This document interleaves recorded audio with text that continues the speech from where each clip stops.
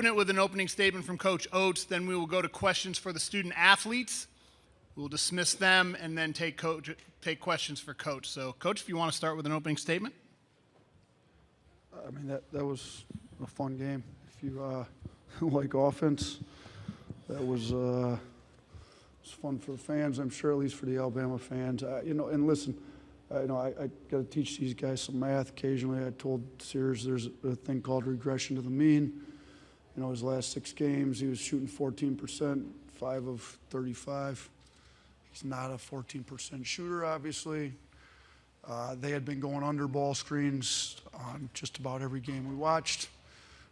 I told both those guys, Holloway and seriously, man, I hope they go under us, because we're going to rain them. So we were in the gym last night, the night before. But, these guys show up for voluntary shooting every time it's available to make sure that they're ready to go and that work pays off. We want to base our program on hard work. So told Mark he's playing chess, not checkers. He just kind of set everybody up with that 5 of 35, thinking he was in a slump and he's going to come out, shoot like 63%, ain't bad. So 10 threes, I think first guy in NCAA tournament history, I was told, that had at least 8 threes and 7 assists. So, not only was he scoring it, he was moving it. Helps to get assists when you get guys like CY and Aden Holloway making shots like they did too. So between these 3 guys, we had 21 threes. It's, we've hit 22 before a couple times, I think maybe 23. We've never hit 25. So, and BYU with their personnel, we knew that they started going under, but they always collapse. I mean, they kind of have to, and they kind of got away with it against some teams that don't space like we do. But I told these guys going in, if you'll move the ball, we end up with 27 assists. I'm not sure where that ranks in tournament history, but if you'll move the ball, our offense is designed to beat a defense like this. So they're heavy in the gaps, they overhelp, and we did. So now they're a really good offensive team too. Everybody questioned whether we had defense to win. For some reason, nobody was talking about our offense though.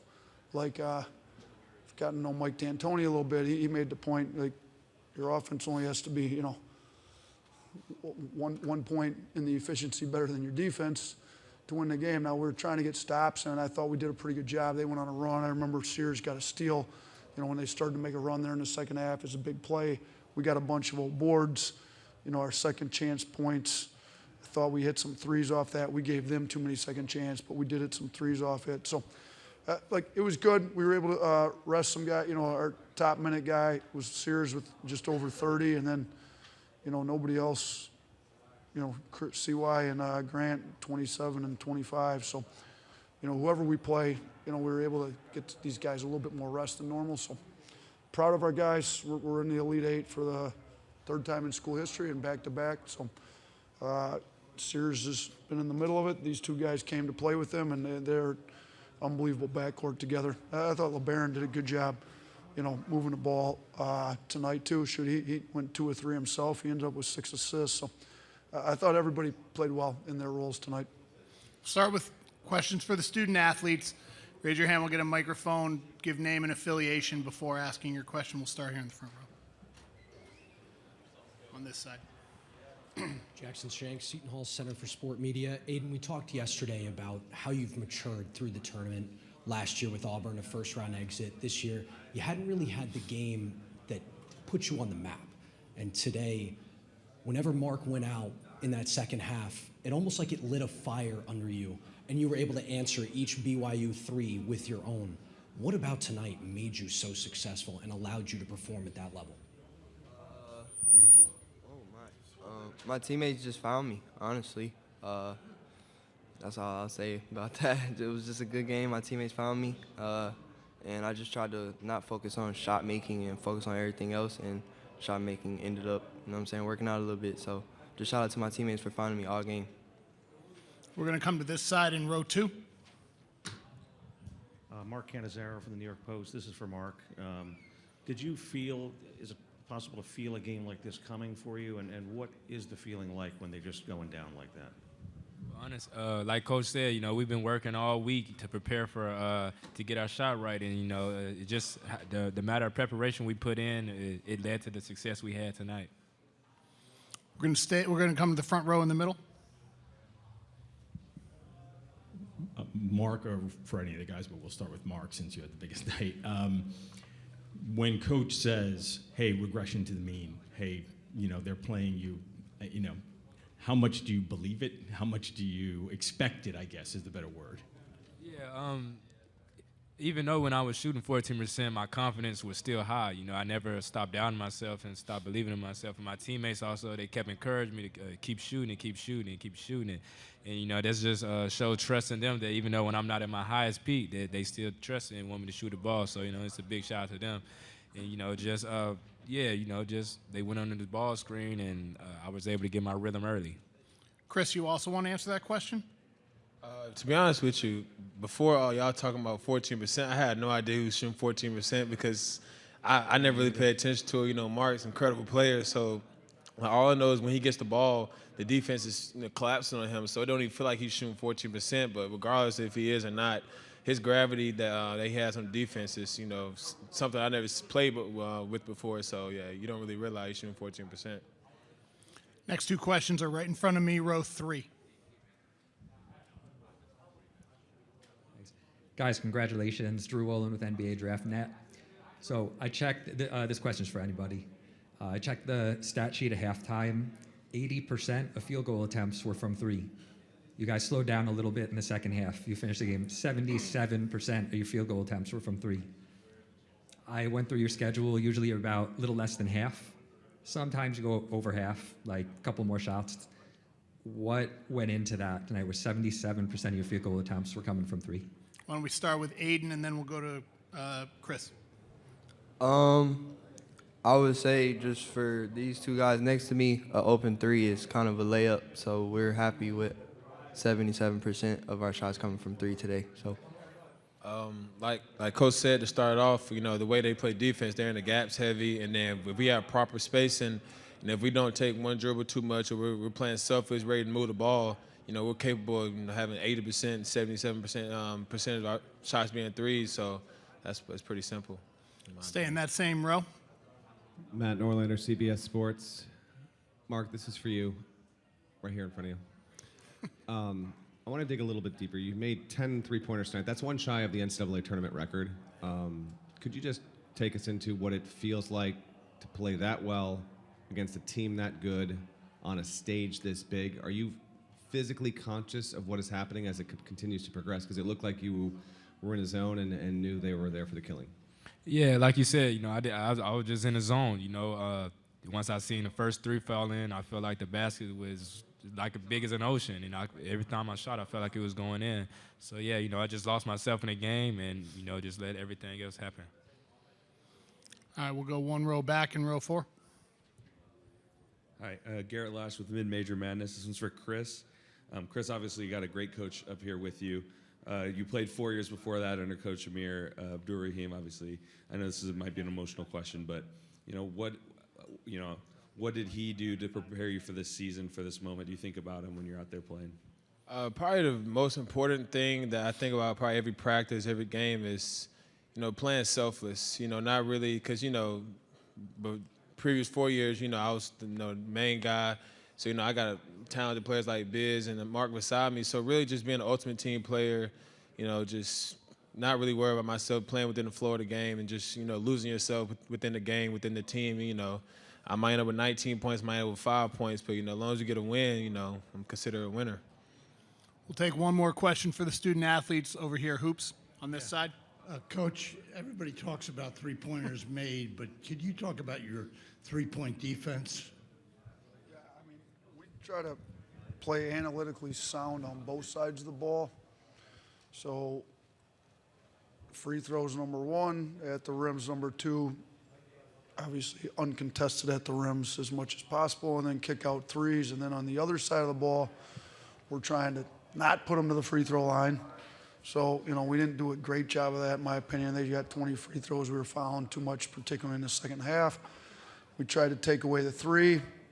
They ended up getting 30 off, which, is too many. We were trying not to let them get that off, but I did think we contested enough. I mean, they didn't shoot it great. You know, they were 6 of 30, and then obviously we're not trying to give up shots at the rim. So, you know, our defense is designed not to give up threes. Sometimes we do a good job of it, sometimes we don't. But we tried to guard all their pick and rolls with just 2 guys. You know, we saw some other teams always pulling a 3rd guy in, and Demon's so good. 6'8" point guard, catching that. We were trying not to give those up. We didn't want to give up any transition threes, and then obviously not trying to give up penetrate, overhelp, kick. You know, I remember we gave up one of those in the second half, and we gave up a transition one back-to-back. Wasn't real happy with that. So, but, yeah, we don't want to give up threes. So our defense did a fairly decent job at times with it, but not to the level we need to. But, yeah, we try to play analytically, sound basketball on both sides of the ball. We'll excuse the student athletes at this time. Appreciate you guys. We will see you tomorrow and Saturday. Hey, he picked BYU, that one right there. So just so you know. All right, we'll take questions for Coach. We'll start on this side in the back. Coach Adeshina Koike, a lot of sports talk. Congratulations on the win. The record that your team broke for most threes was Loyola Marymount's team in 1990 in the second round against the defending national champion at that time, Michigan. That was one of the most seminal moments in NCAA tournament history, with Jeff Fryer's threes and Bo Kimball shooting left-handed in honor of Hank Gathers. What does it mean to you that this team is now going to be along, the lines of that Loyola Marymount team and has surpassed them, and any memories of that game, knowing that Loyola Marymount, was kind of, intrepid in shooting all those threes that wasn't happening in the NCAA, and now you guys. I loved watching them play. That was my freshman year in high school that year. I remember Bo Kimball shooting the left-hand free throws in honor of Hank. I loved watching them play. They got up and down. Maybe part of the reason we coach the way we coach. It's a little more fun that way. So I didn't know that they had the record in the tournament. So, I guess it's nice to beat that record. It's interesting. Michigan won it in '89, right? So when before I got into Division I, I was the head coach at Romulus back in Detroit. Terry Mills from Romulus, and he played on that Michigan team in '89, I believe, and they won it. I believe so. Because they won the state championship in '86. We got the only 2 state championships with Romulus. Al Wilkerson coached Terry, and then I coached some pretty good kids in 2013. So it's an interesting history, but I love that Loyola Marymount team. It's nice we were able to win. I do believe that the record for threes made in a game is held by Troy right out of Alabama with 28. We weren't getting to 28 tonight, but 25 is not bad. We'll stay in the back row. We'll go dead in the middle there with Jeff. Jeff Borzello, ESPN. Before you took over, Alabama had been to 1 Sweet 16 in 30 years. Now it's 4 and 5, and you're playing for the second straight Final Four on Saturday. How do you reflect on just how far the program has come in such a short amount of time? Yeah, I mean, obviously when I got the job, we didn't have the transfer portal eligible immediately, the NIL. So it was a little harder to turn it around immediately like you can now. So like we had Quinterly, who, by the way, we're in his backyard, which is great. He showed up to practice and has been hanging out with our guys, but he couldn't play. We got him to transfer. He had to sit that year. That was like the last guy who the NCAA wouldn't let play. So, you can't flip your roster like you can now. So we got saved by COVID that year. So we can say that we made the NCAA tournament every time since I've been at Alabama, because I don't think we were making it that year. I've been fortunate to have some really good recruiters on staff to get us some very good players. We were fortunate to walk into some good players. John Petty, all-time leading three-point shooter, was already there. Avery left us some pretty good talent. Herb Jones, who's been a pretty good NBA player. So those guys, Alex Reese was here. Alex hit the big 3 in our second year to send it to overtime in the Sweet 16. So, we kind of turned it in year 2, made the Sweet 16 run, and then the recruiting, Brian Hodgson, Antoine Petway. Now I got Preston Murphy. I've had some of the best recruiters in the country get some really good talent to play the way we want to play. And, You know, I love playing this way. I think players want to play this way. I mean, it was fun. Like BYU plays an NBA system. We had some better talent than them tonight, but you know, it's a lot more fun way to play basketball, if you will. And you know, when you play this way and you show everybody, even our first year we played this way, we just didn't have as much talent to do it. And now we've been able to get the talent, and hopefully we continue to get the talent. We keep the resources where we need to and just keep making these runs. I think the Alabama fans like us making deep runs in the NCAA tournament. At least I do. Got time for one more question. We'll go back here, row 3 with Matt. Nate Maddow, CBS Sports. What do you and your coaches need to do to best give your team a chance to repeat on Saturday what you did here tonight? Obviously, asking to go 50% from 3 is a tall task. I'm not necessarily asking that, but to repeat it as much as you can with your habits and preparation, is that doable? Yeah, I mean, we've had plenty of games where we haven't shot it well. I think we've been really focused on making sure we don't overdo practice. Legs are fresh, minds are fresh, while still getting the scouting report in. So, you know, they're supposed to be off their legs. As soon as the media gets out of the locker room, let's get them back to the hotel. Let's get them off their legs. Let's get the recovery started. Tomorrow it'll just be walk through, you know, and then we got to be ready to go. Now, we've got to keep moving the ball. You know, obviously, whether it's Duke or Arizona, their defense can be a little different. They got some probably better rim protection and try to build out on us. And we've got to do a good job on the offensive side of the ball, showing them how they can get the threes. But people ask me, how many threes would you like to get off every game? Well, it kind of depends on how they guard us. If they guard us like we knew BYU was going to and stay heavy in the gaps, we'll take 50, 51.